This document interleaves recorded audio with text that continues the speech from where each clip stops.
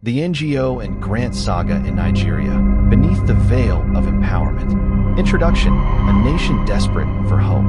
In a country where over 133 million Nigerians live in multidimensional poverty, NBS 2022, the promise of empowerment grants, free funding, or aid packages sparks immediate hope. Foreign donors, private foundations, and government initiatives pour billions of naira into the nonprofit sector yearly. These are meant to provide support in women and youth empowerment, education and skill acquisition, health and maternal care, the birth of NGOpreneurs. What's an NGOpreneur? An NGOpreneur is an individual or group who registers a non-governmental organization, not to serve, but to secure funding for personal profit. How they operate: 1. Register fake or shell NGOs with the CAC, Corporate Affairs Commission. 2. Create websites, brochures, and fake success stories. 3.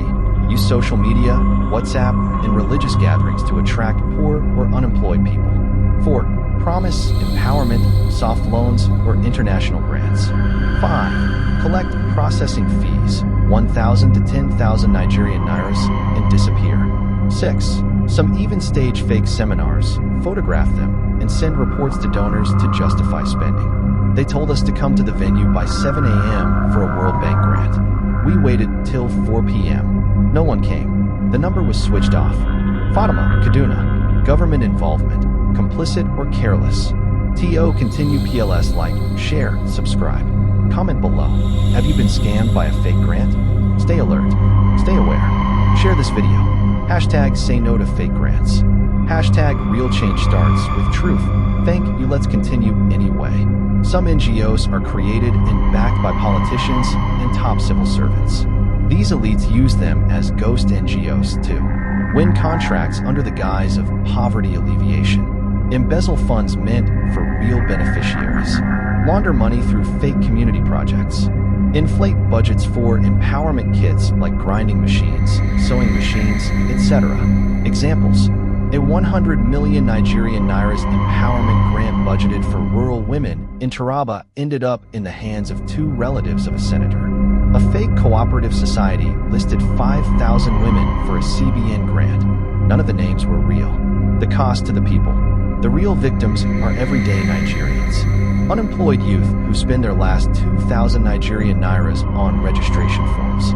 Market women promised interest-free loans that never arrive. Single mothers forced to attend workshops for weeks, only to be ghosted. These repeated scams cause depression and hopelessness, loss of trust in real empowerment programs, financial exploitation, security threats, as some desperate youth join criminal gangs. International donors. Where is the oversight?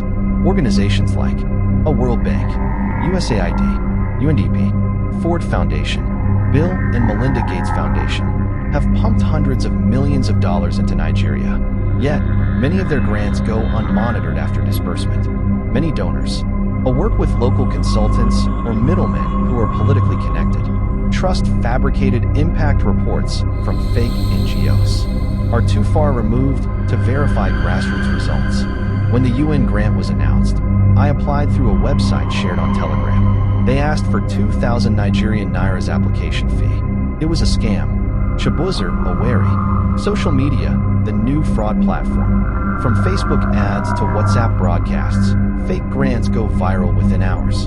Apply now. 500,000 Nigerian nairas grant from UNDP for women empowerment. FGN Empowerment 2024. Register for 300,000 Nigerian nairas today.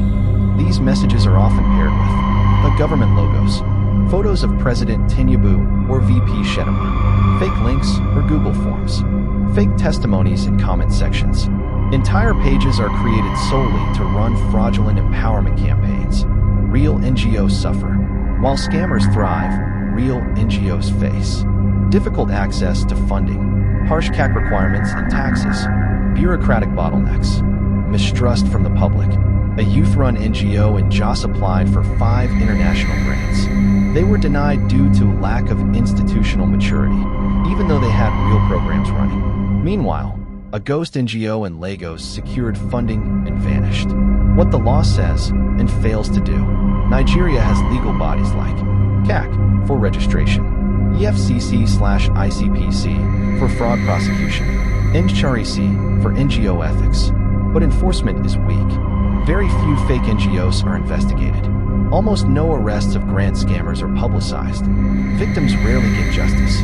Even Ministry of Humanitarian Affairs was recently rocked by an alleged 44 billion Nigerian nairas fraud scandal under ex-minister Sadiya Umar Farouk. What can be done? Create a national NGO monitoring database with real-time updates on project activities, verified beneficiaries, funding sources.